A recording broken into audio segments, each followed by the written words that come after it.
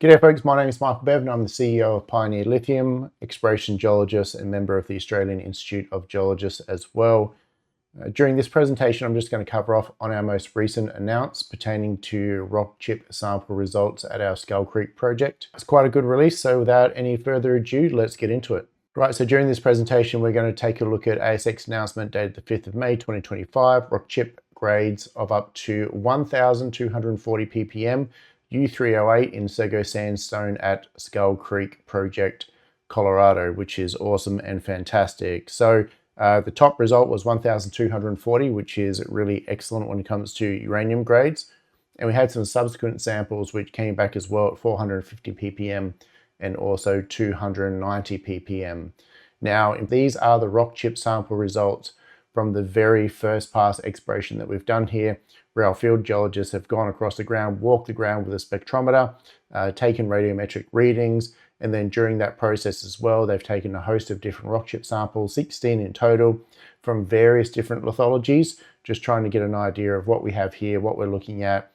Is there any mineralization in the rocks, and does any of it correspond to the radiometric anomalies? So not an activity where we've gone out and tried to just cherry pick the highest results.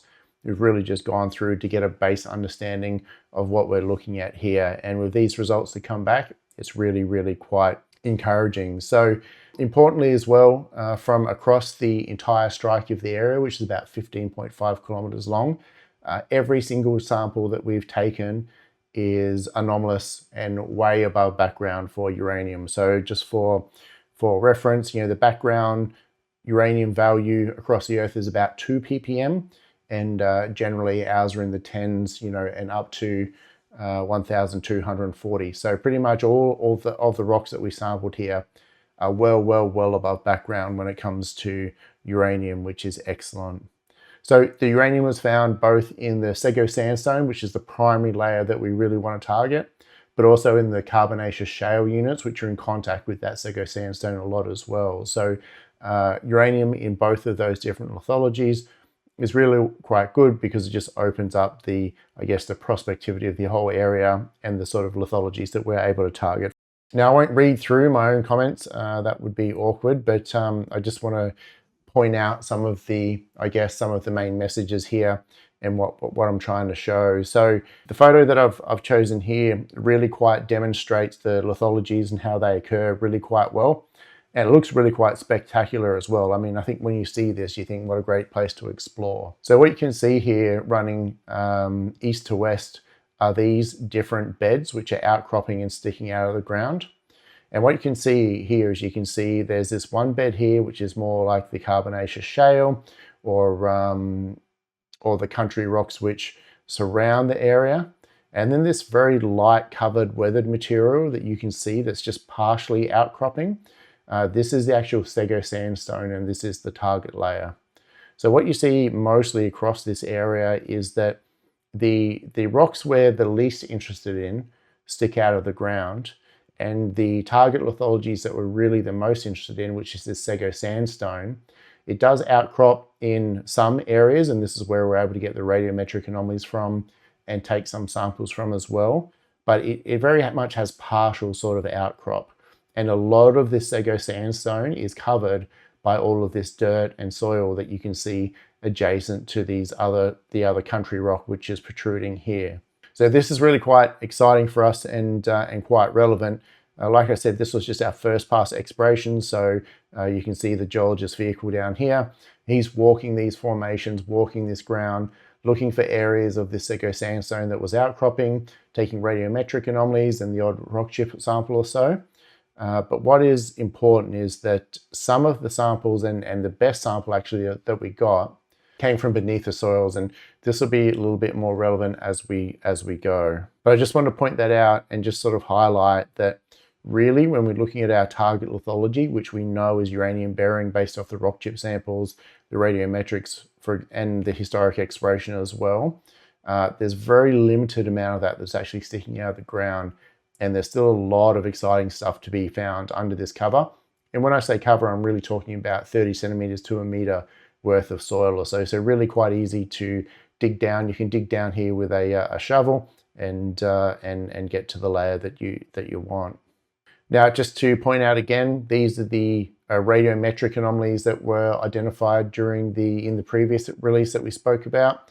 And largely, you know, the Sego Sandstone was found to be outcropping in these 4 main areas. So there's these 4 prospect names, which were given to, I guess, broader areas, which each had individual radiometric anomalies within them as well. So we've got County Line, Blue Mountain, Skyline, and Railroad. The best results, and a lot of the results we're going to talk about today, come from Blue Mountain, but we're also at Railroad as well. But I just want to reiterate as well that from all of the samples that were taken across all 4 of these prospects, they all came back anomalous for uranium as well. So that's really quite a good result. Now, if we go take a look, and we'll just zoom in a little bit more on figure 4 here, we can see the location of the rock chip samples and then also the best results as well. So I've only just put the highlight samples here. The full list of results you can see in the table later on. But importantly, we can see that Blue Mountain is the prospect, and within Blue Mountain there are 2 targets that we have so far. So at Sego, and it's called the Sego target because it's a Sego Sandstone with the highest radiometric anomaly. It's the name that the field geologist chose to go with, and so that's what we're going with. Bit of a mouthful sometimes to say the Sego Sandstone at the Sego target, but you will get sick of the word Sego by the time we're finished with the project, that's for sure. But the best result here came back at 1,240 ppm U3O8, which is really high grade, right? Absolutely exceptional grade. Once again, like I said, this came from a sample taken that was under soil cover. And when the geologist was walking the spectrometer, he got a very, very tiny radiometric anomaly spiked on his spectrometer. And he thought, hang on, that's a bit weird. Have a bit of a look around. Dug through just about 25 centimeters of soil. So it doesn't take much soil to mask the radiometric signature of the uranium, and found the Sego Sandstone, took a sample of that, and that returned at 1,240 ppm. So once again, the amount of sandstone with mineralization that we have in it along this strike is still just completely unknown at this point, because so much of it is under that soil cover. Most of what's outcropping is not the sandstone, and this is quite exciting because it means that, oh, okay, the best result that we've got so far has come from non-exposed Sego Sandstone. We've only just barely scratched the surface of what we could potentially find here, or what we'd be looking at if we start to dig down beneath the soil and the cover sequence, and that's what we're going to be doing next. Then also at Jacobson, which is the second target within the Blue Mountain prospect, 2 results came back, 140 ppm in the sandstone and 290 ppm in the carbonaceous shale as well. So the carbonaceous shale often occurs either interbedded with the sandstone or just a little bit directly adjacent to it. And the fact that they're both mineralized is not unexpected, but it is quite good as well. It just means that we're not really necessarily restricted here by, I guess, the type of deposit, and we can be quite broad-minded when we explore here. And we know that the carbonaceous shale is likely to be or in some areas it's likely to be mineralized because across the prospect in the samples that we've taken from it, it is mineralized. But then the sandstone as well is also mineralized as well. Now, they're 2 different types of rock. Obviously, you do treat them differently with your exploration when you're looking at the economics of it. But it's very likely that we're going to find the Sego Sandstone in contact with the carbonaceous shale, and where we do, I expect they're probably both going to be mineralized. So really quite good here. Now over at Railroad, over here, Railroad prospect, another sample taken from the carbonaceous shale of 450 ppm. So these are really quite good grades. When you're looking at a cutoff grade for a resource in a sandstone or in a paleo channel or something like that, if we take a look at Boss Energy as an example, they use 250 ppm as the bottom cut for their resource there.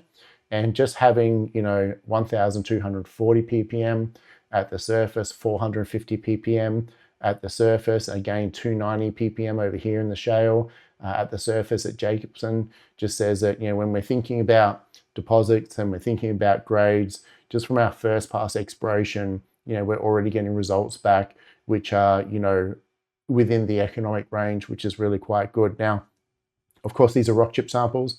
All right, so you can only infer a limited amount from them. You really need to try and find out what is below these down at depth and down dip from these different surface samples. But to find these occurring in the areas that we need them to be, and especially to have grades like this, is really quite exciting as well, and just another really strong indicator. So overall, the project is shaping up excellent. The previous video I went through and I spoke about the sort of structures that we expect to see here, the beds, the targets, and the radiometrics. That all really made a perfect sort of, I guess, textbook model for uranium mineralization. And now just to add the, confirmation of uranium mineralization in the rock chips at the surface of those is really a good result for us. So this is the cross section that I showed previously of Jacobson, just with the results added on top. And again, too, this is just continuing to confirm the good news that I sort of knew we had, or thought we had here with the previous round of exploration, where our radiometrically anomalous layer of Sego Sandstone in contact with the carbonaceous shale at Jacobson. And what we can see is both of those layers, both of those lithologies are mineralized in our target area as well, with 290 ppm being really quite good, 140 being a little bit low, but that's what happens sometimes at the surface. Surface samples are sometimes diluted and sometimes they're enriched as well. It's a little bit of swings and roundabouts, but really quite positive sign that Jacobson is shaping up to be a really good target. Now, we don't have a cross section for Sego because that prospect is undercover. We need to dig beneath the soils and need to access the sandstone there. So we're not really quite sure about the width and geometrics and any structures or anything there, but we'll get there as we go. Now, just quick commentary on the rock chip samples and then the grades, and then also the inclusion of vanadium here. So what we can see is that vanadium occurs with a lot of, and is associated with a lot of the different mineralization. Now, in this area, you've got two general styles of uranium mineralization. You've got a Wyoming style and a Colorado style. A Wyoming style is a classic roll front uranium style of mineralization and is younger. And then you have the Colorado style, which is more of a tabular occurrence of uranium mineralization within the sandstone. And one thing with the Colorado style of mineralization, you see vanadium associated with it as well. So these other elements that we find can help give us an indication of the type of mineralization that we think here. But we can't be too certain of anything at this point, mainly because even though that we are seeing the vanadium mineralization associated with the uranium mineralization, is that vanadium is also something that gets elevated with weathering. So whenever you're doing drilling in any areas that's had surface weathering and rocks that have been weathered down and broken down, vanadium gets mobilized and it sinks down through the profile. And when you get a contact zone, say between your soils and your hard rock, or your weathered rock and then your harder rock below, it's very common to see increased vanadium at those weathering horizons. Now, because these are rock chips taken from the surface, weathering has had an impact on these rocks and these rock chips as well. And so you can't really be certain whether or not the vanadium is there as a direct result, I guess, of the mineralization style. And we can say, oh, it looks like a Colorado style, or whether or not this is a product of the vanadium deposition at that weathering horizon. And it really does have a pretty strong association here with the uranium mineralization as well. Now, when we go through the results, 450 ppm. Now, these other rock chips which came back, these sandstones and so forth, which are in the 40s or 50s or so forth, this is still a really good result, because we're not looking for or expecting to see every single rock chip sample that we take from across a 15-kilometer strike to come back with eureka levels of mineralization. We've actually got some of those at 1,240 ppm and 450 ppm, but broadly, just to have the normal everyday sandstone, Sego Sandstone, I should say, come back at 50 ppm, hundreds and hundred times greater than what background is really, really strong. The entire Sego Sandstone won't be mineralized across the whole strike and all the way down dip. If it did, that would be amazing, but that's never the case at all. So we you have to find zones within the Sego Sandstone where the uranium mineralization's been able to precipitate out. Now, where you've had uranium mineralization move through the Sego Sandstone as well, the Sego Sandstone, the background levels is going to be much higher than normal. And that's what that's indicating here, that we've got a lot more uranium in these layers than what we would normally expect for sure. And have, 50, 40, 10, 80, 140, 290, 10, 1,240, 30, 90, 90, 30. These are all really, really elevated levels of uranium across the whole strike, which is indicating to me that across the 15.5 kilometer strike that we have here at Skull Creek, we really do have the possibility that the Sego Sandstone at all of these different prospects, County Line, Blue Mountain, Skyline, and Railroad, are mineralized or have mineralized uranium bodies within them at depth as well. So really quite a positive result here, just to reinforce to us, I guess, the prospectivity of the project overall.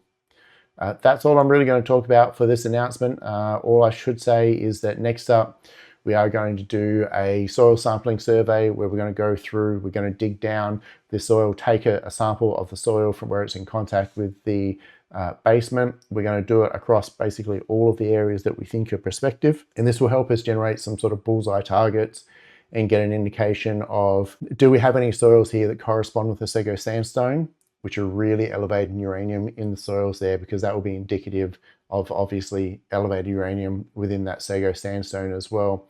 And that should really take us to the next step where we can really start to consider, are we ready to invest in the money to drill this project? Now, I'm pretty excited to see what these soils are going to come back with. I'll be honest with you, because the results so far, the targeting, the model, the initial rock chip results, everything is just coming up exactly what you'd want to see.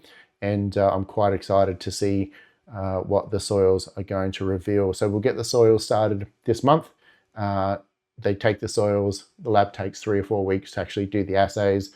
So we'll likely expect the results next month, which will be really quite exciting.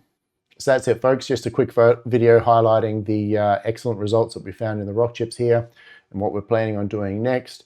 I think this is an excellent project. As an exploration geologist, it ticks every box for what I want to see to host significant uranium mineralization here.